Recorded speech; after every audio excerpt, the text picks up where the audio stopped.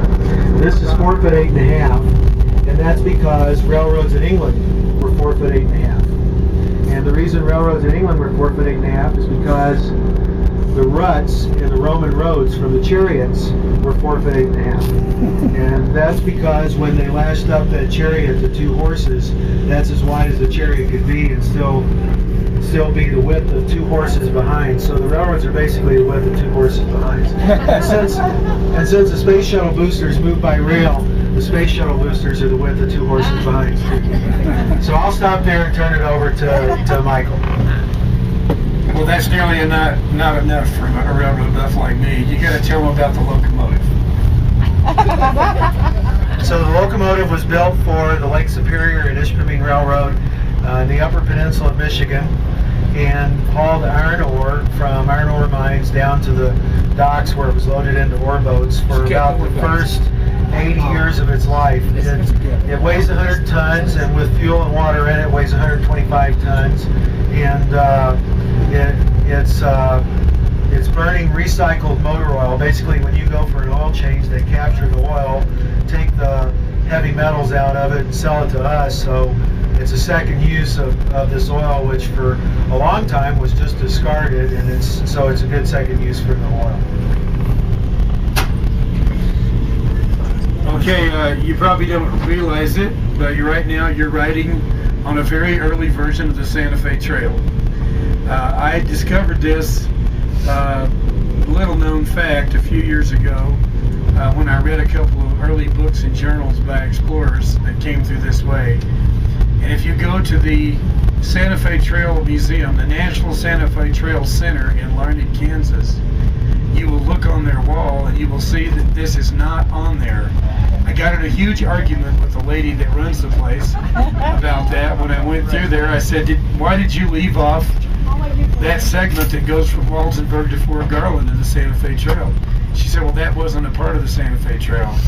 Just at that exact moment, a guy walked in by the name of Les Vilda with a long beard, and he said, excuse me, I'm selling maps of 19th century trails and 18th and 16th and 15th century trails, going back to the time of Columbus. I'd like to talk to your gift shop person. She said, well, the gift shop person's not here right now, so I'm really not interested. And I said, well, let me take a look at that map.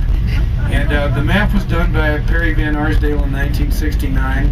The man who was selling the maps was Les Vilda, who discovered the map in a bar in a ski area in La Veta many years ago when he was walking the Santa Fe Trail with a donkey. He walked the entire Santa Fe Trail with a donkey and took several of the alternate routes. So I'm going to pass around this map. You're welcome to take a look at it. It's astoundingly detailed, so don't get too hung up on it or the next person will never get to see it. But you can order this map. You can order this map through HaveDonkeyWillTravel.com.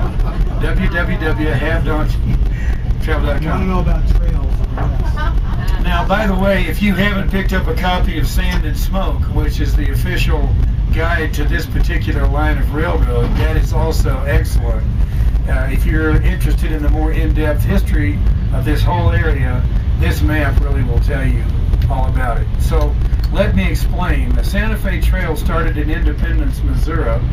Goes back to the time of when the Spanish controlled this territory, and then later on Mexico. When the Spanish controlled it, it was illegal for Americans to come in here and trade. So we were illegal immigrants.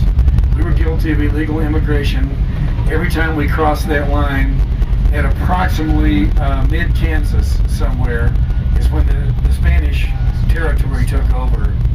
It was impossible for anybody to have a visa, go back and get a visa. It would take too much time.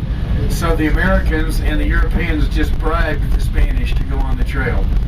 And to avoid the Indians, a lot of times they took a cutoff of the trail that went down about Dodge City, and it was called the Cimarron Cutoff, or sometimes the Jornado del Muerto, the Journey of Death. Jedediah Smith, the mountain man, lost his life on that cutoff when he was 31 years old, and there is a monument near Ulysses, Kansas, where he was killed by the Comanches.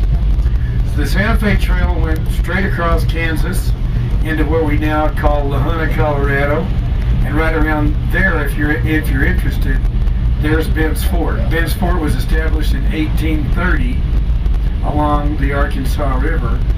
But in the early days, before they ran wagons over the Santa Fe Trail, they ran pack trains. Only the pack trains could get to Santa Fe because they didn't have good wagon roads. So they would go to what is about Pueblo right now. Then they would come down to Walsenburg, which was not there at the time, but that's when they started over this pass. It was a well-known Indian trail back then. They would take these pack trains over this route down to about Fort Garland, head south into Taos, go from Taos down to Santa Fe. Now during the Spanish era, as I said, the Spanish were not real happy with the Americans being in there, and the Indian danger was a lot. This was a good route to go to avoid the Indians and also to get into Santa Fe through Taos. Taos had a lot of mountain men and a lot of trails. Kit Carson was in this territory. Fort Garland was established. Kit Carson was the commander of that fort at one time. He was an early mountain man in this era before he became military. When you come into Taos today, you'll notice that there's a widely diverse number of people and widely diverse names in the phone book, including French names. That's because many of the people live there go back many generations to the French trappers, English trappers, German trappers, and of course Spanish trappers of the Santa Fe Trail. Taos was very accepting of all kinds of people, and still is today. And cultural diversity is your watchword. I guarantee you Taos is probably the capital of cultural diversity. You'll see every kind of person in the world. They'll take anybody in Taos.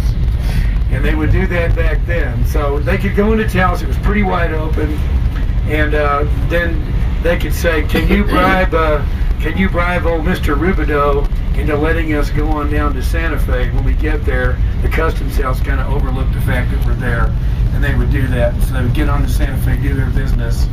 And then depending on whether the Indians were real active down around Las Vegas, New Mexico area, they might come back that way. But generally they made a loop so that they could trade all through the area. Of course, the reverse often happened.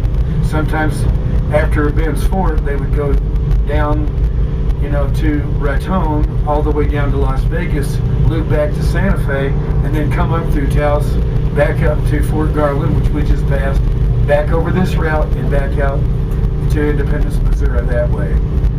It was quite amazing how quick